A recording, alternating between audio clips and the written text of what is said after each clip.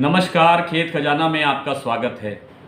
आज 14 अगस्त है, शनिवार का दिन है। आज एनसीडीएक्स जैसे दूसरे प्लेटफार्म जो वायदा बाज़ार के हैं वो आज बंद हैं, ऑफ रहते हैं। और कल संडे है, रविवार है। वैसे भी कल 15 अगस्त है, स्वतंत्रता दिवस का पर्व है, इस कारण से भी बंद रहता है।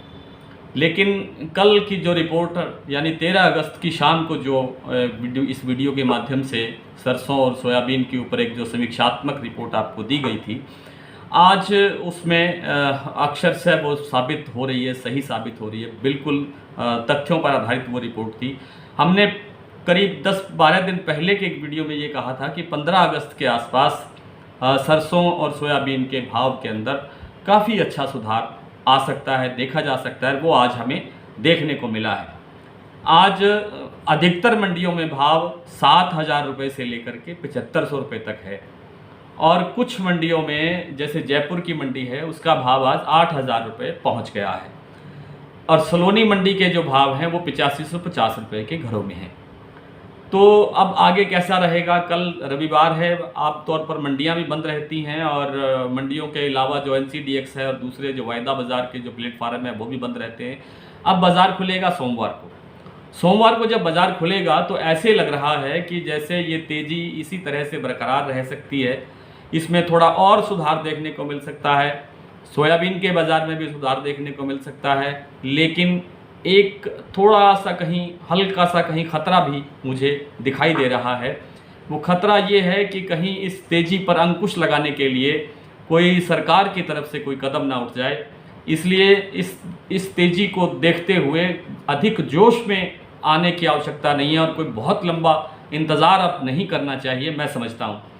जिनको बहुत अच्छे भाव का इंतज़ार था, शायद वो भाव अब करीब आ चुका है और एक आधा दिन वेट किया जा सकता है, देखा जा सकता है। फैसला आपने खुद ने करना है कि सरसों कब बेचना है, कब नहीं बेचना है। लेकिन जो एक अच्छे भाव की जो स्थिति है वो लगभग बन रही है। सोमवार और मंगलवार के दिन में भी ये अच्छी तेज़ी बनी रह सकती है। और जो अगला वीडियो आएगा वो हमारा शायद मंडे को आएगा, सोमवार को आएगा। और सोमवार को फिर हम दिन भर के बाज़ार की समीक्षा करेंगे और उसके बाद आपको मंडियों के भाव भी बताएंगे और आगे मंडियों में जो दिन भर की गतिविधियां रही हैं उनको बताने के बाद आपको आगामी दिशा के बारे में भी थोड़ा बहुत कुछ चर्चा करके जानकारी देने का प्रयास करेंगे। तो आइए, आज कुछ लंबी चौड़ी बात और कुछ कहने के लिए नहीं है और न ही कोई विशेष विषय है। बात तो ये थी कि सरसों कब तक इस तरह से मंदी के दौर से गुजरेगी। सरसों मंदी था ही नहीं, जैसे कि मैं पहले दिन से कहता आ रहा हूँ कि सरसों के अंदर तेज़ी ही तेज़ी है। अब इस तरह से अगर 100-200 रुपये की गिरावट ना आएगी तो बाज़ार कैसे चलेगा? ये कई बार इस बात पर चर्चा हो चुकी है कि बाज़ार तभी चलता है जब कभी बाज़ार 100 रुपये गिरेगा, कभी बाज़ार 100 रुपये तेज़ होगा।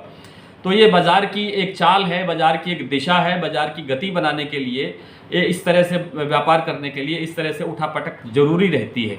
तो आज जो व्यापार हो रहा है, आज जो बात हो रही है, उसको लेकर भी कुछ ज़्यादा उत्साह में आने की आवश्यकता नहीं है। आने वाले समय के अंदर सरसों के अंदर जैसा कि लग रहा है कि है तो रुख तेज़ी का ही, लेकिन ये हो सकता है कि कुछ दिनों के अंदर आकर के एक बार फिर थोड़ी बहुत कोई गिरावट देखने को मिल जाए। उसमें भी कोई हैरानी नहीं होनी चाहिए। तो आइए, आज कुछ मंडियों के भाव पर निगाह डाल लेते हैं। आज भरतपुर का भाव रहा है 7375 रुपये। जयपुर का भाव रहा है 8,050 रुपये। दिल्ली का भाव रहा है 7,500 रुपये। आगरा का भाव रहा है 8550 रुपये। हिंडौन सिटी का भाव रहा है 7,476 रुपये और नौहर का भाव रहा है 7,135 रुपये। निवाई का भाव रहा है 7,925 रुपये। एलनाबाद 7,057 रुपये। चरखी दादरी में 7,450 रुपये। सादुल शहर में 7,174 रुपये। गंगापुर में 7,500 रुपये।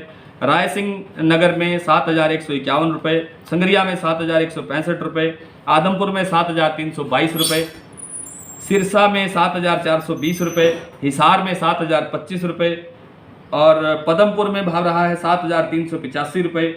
करणपुर नहीं, गंगानगर में भाव रहा है 7,241 रुपये। अलवर मंडी का भाव रहा है 7,600 रुपये। बीकानेर में 7,000 रुपये। कोटा में 7,350 रुपये। नागौर में 7,000 रुपये, बूंदी में 6,850 रुपये। भरतपुर के भाव पर आज फिर मुझे थोड़ा सा डाउट लग रहा है कि ये भाव कम है, 7350 नहीं 7425 रुपये भाव होना चाहिए।